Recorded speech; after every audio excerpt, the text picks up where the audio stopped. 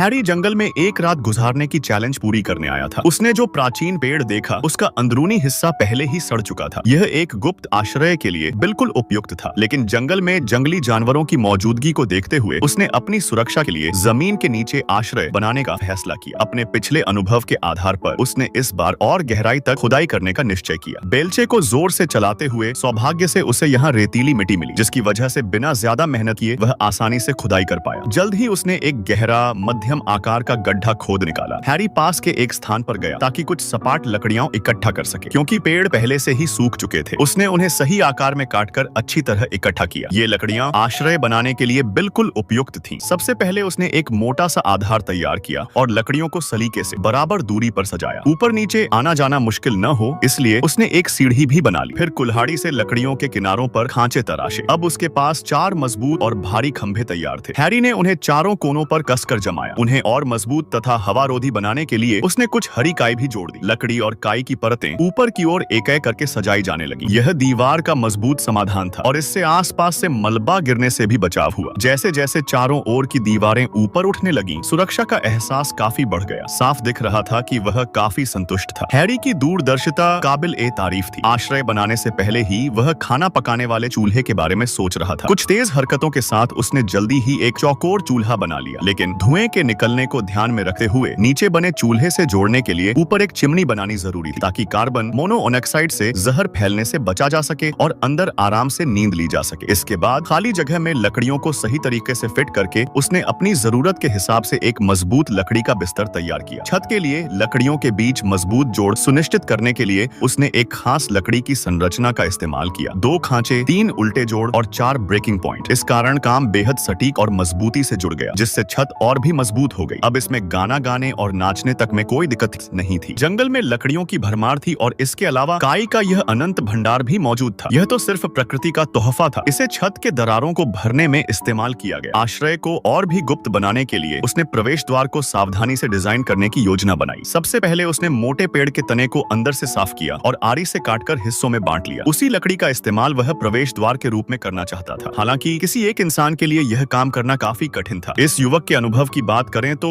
वह जो कुछ भी करता था उसमें बेहद सहज दिखाई देता था। अब यह पुराना पेड़ का तना ठीक से प्रवेश द्वार पर लगाया जा सकता था। कौन जानता है जमीन के नीचे और क्या छिपा हो सकता है। आश्रय को और ज्यादा गुप्त रखने के लिए उसने छत को ढकने के लिए कुछ छाल इकट्ठा की। फिर उसने उसे मुलायम लोएस मिट्टी से ढक दिया और ऊपर से सूखे पत्ते भी बिखेर दिए। इससे यह आश्रय पूरी तरह अदृश्य लगने लगा। हैरी इसे नजरअंदाज कर ही नहीं सकता था। उसने मजबूत पतली लकड़ियों को बांधकर एक दरवाजा बनाया। उसी दौरान उन्होंने छत को काई से ढक दिया। उसके अनुभव पर कोई शक नहीं।